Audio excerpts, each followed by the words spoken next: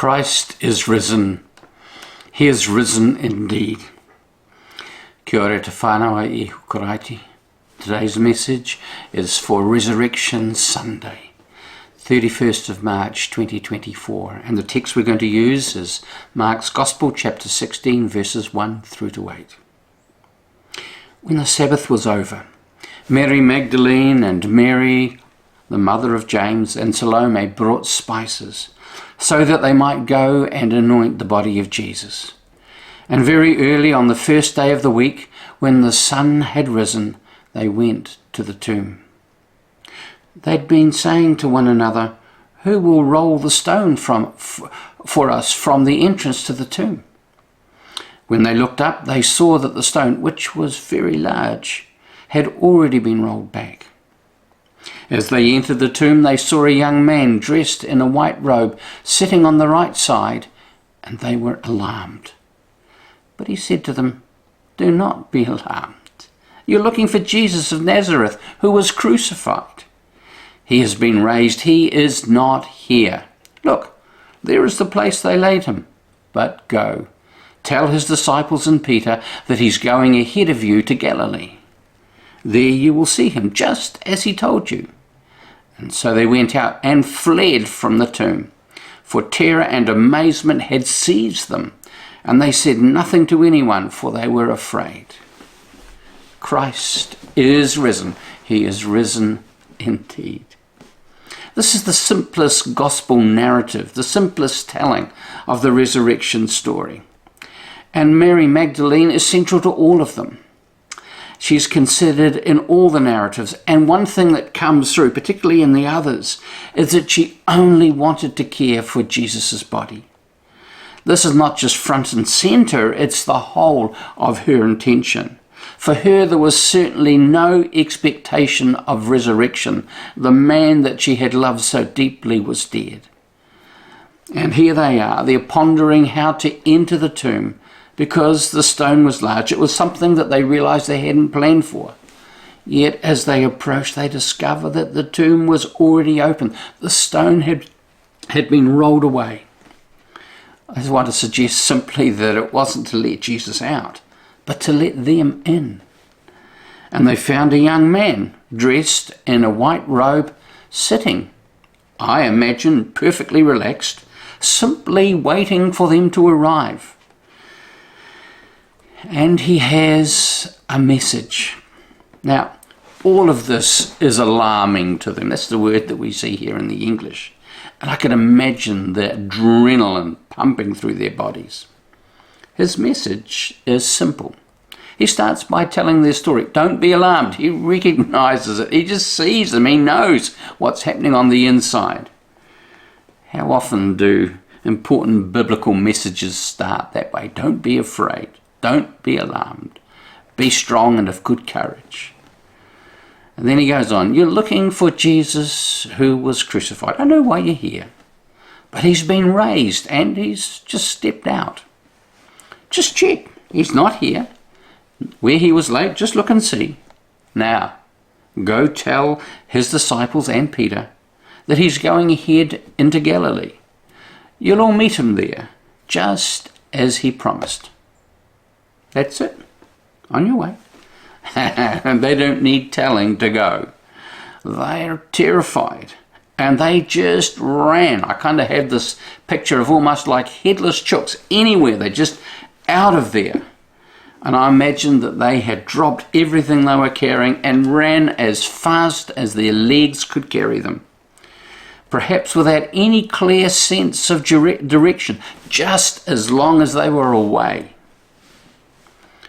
The sense was that they were completely overwhelmed by what had happened. I imagine them running until they could run no more, then propping one another up as they gasped for breath and asking, what just happened? And comparing stories and recognizing that they had all experienced the exact same thing. This wasn't a dream or a nightmare. This wasn't something they'd imagined. It was real. Mark's gospel ends with their not telling anyone, not at this point anyway. It just says that they were frightened. Now, this is not the kind of narrative that I would expect if the resurrection was a made-up thing, a fancy created by the church to deceive the weak-minded, giving people a delusion to hang on to in their grief, imagining that there's more going on than really happened. So, what happens next? Well, from the other narratives, we know that the women seek out the disciples, perhaps heading to the upper room, because this made sense. They had nowhere else to go. Certainly to tell those who'd gathered, who were hiding out for fear of the religious leaders, just all they'd experienced. Now, if we take John's account seriously, and John's was the alternative gospel text we could have used today, Mary at this point still didn't believe that Jesus was alive, that he'd been raised from the dead. At this point, she still believed that his body had been taken away, that he'd been stolen, and she just wants to get it back. Yet, the woman would have shared what they saw, heard, experienced, and repeated what they were told to say. Now, Mark's account, although it is by far the shortest and simplest, has a detail which is missing from the other gospel narratives, and I want to suggest that it's significant. Go tell his disciples and Peter. And Peter. I wonder what the immediate question of the other disciples was. Why was Peter singled out? What about them? What about me? I wonder how this affected Peter. When he heard the words disciples, I wonder if there was a nanosecond where he momentarily wondered whether that included him. And I wondered if his denial of Jesus just a few brief days before was a shameful secret known only to him. Something he had not told anyone, something that he carried and festered within him. What was the effect as he heard these words? Did he momentarily break down in tears? Did the whole wretched story of his denial then pour out? Till then just held in tightly by a deep sense of shame?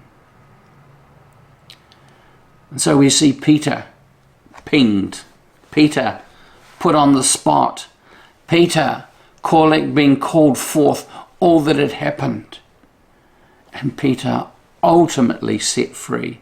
Because this is the purpose. Peter's freedom. Confession was made. He was restored and made whole. Tell his disciples and Peter. What a healing declaration.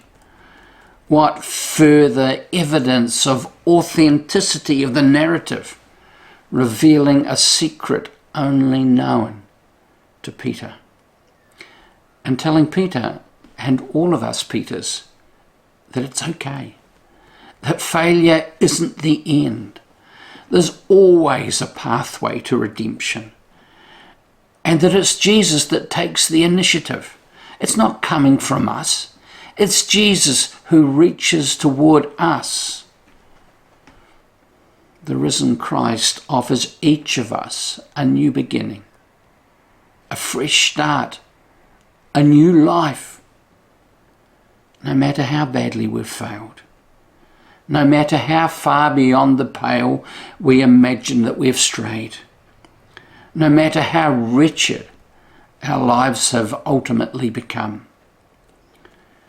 Tell his disciples and Peter, especially Peter, don't forget to mention Peter, my precious, deeply beloved Peter.